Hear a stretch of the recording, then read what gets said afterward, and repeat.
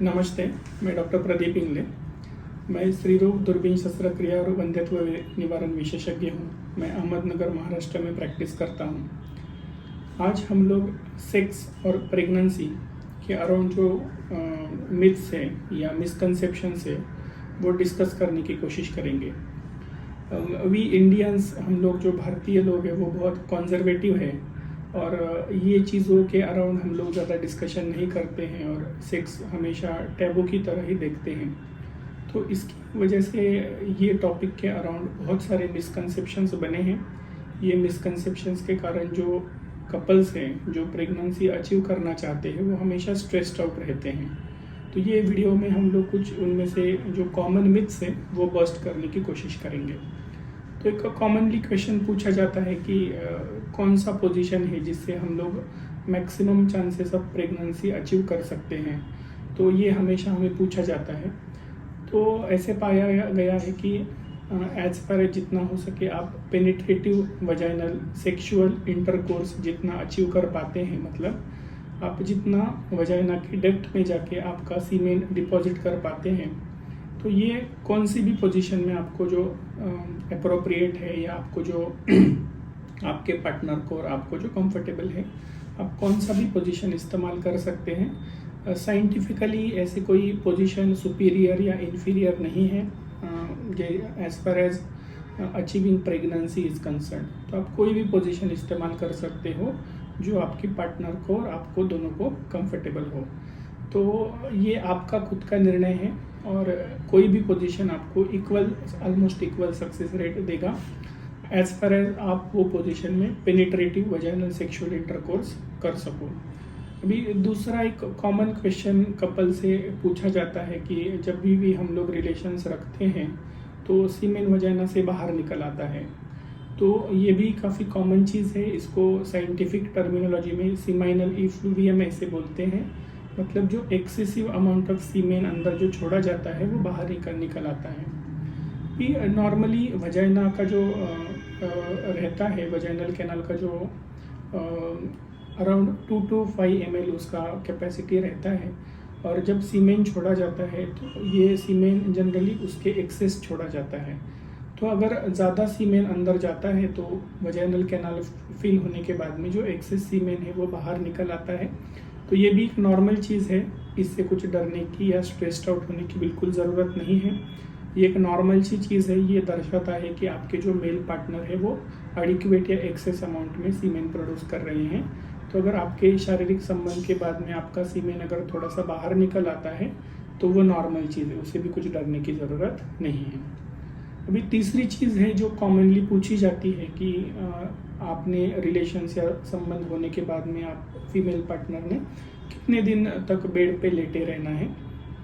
तो घंटों बेड पे लेटे रहने की भी ज़रूरत नहीं है। सीमेन में जो स्पर्म्स रहते हैं वो मोटाइल बॉडीज़ रहते हैं, वो हिलते हैं और ऐसे पाया गया है कि शारीरिक संबंध होने के तुरंत 2 से 5 मिनट बाद ये जो स्पर्म्स है वो जो साइड में एग बन रहा है, अंडा बन रहा है, उस साइड के फैलोपियन ट्यूब में 2 से 5 मिनट तक ही पहुंच जाते हैं।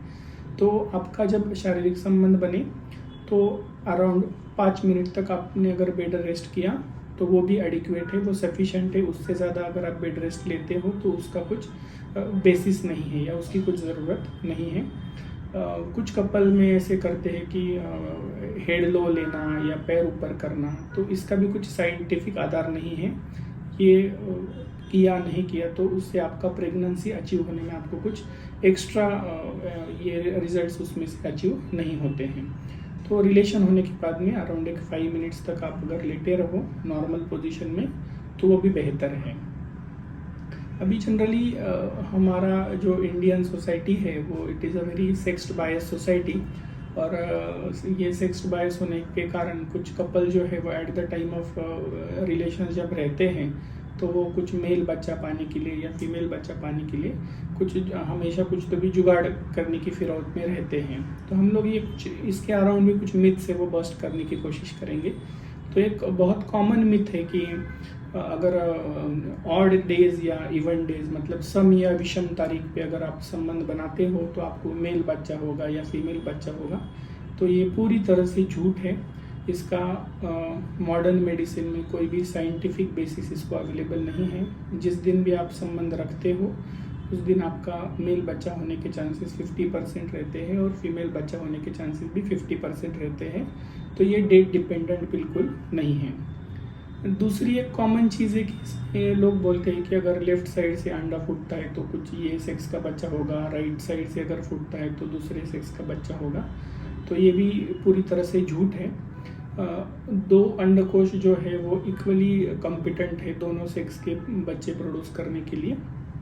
बहुत सारी लेडीज़ में यूनिकॉर्निएट यूटेरस रहता है और ऐसे यूटेरस में एक एसोसिएटेड एक ही अंडकोश रहता है जो यूटेरस के साथ कनेक्टेड रहता है। तो ऐसे यूनिकॉर्निएट लोगों में भी दोनों सेक्स के बच्चे होते हैं।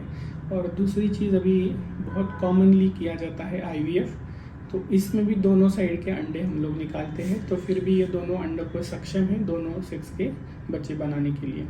तो ये भी टोटल फॉल्सहुड है, ये मिथ है कि एक साइड का जो अंडकोश है वो मेल बच्चे प्रोड्यूस करेगा और दूसरा फीमेल करेगा। तो ये पूरी तरह से गलत है। अभी एक बहुत कॉमन चीज़ जो इंडिया में प्रैक्टिस होती है वो है नाक में दवाई छोड़ना। एक अराउंड 7 to 9 वीक्स के अराउंड प्रेगनेंसी में कुछ लोग जो है वो क्लेम करते हैं कि वो नाक में दवाई छोड़ते हैं और उससे मेल बच्चा बनता है।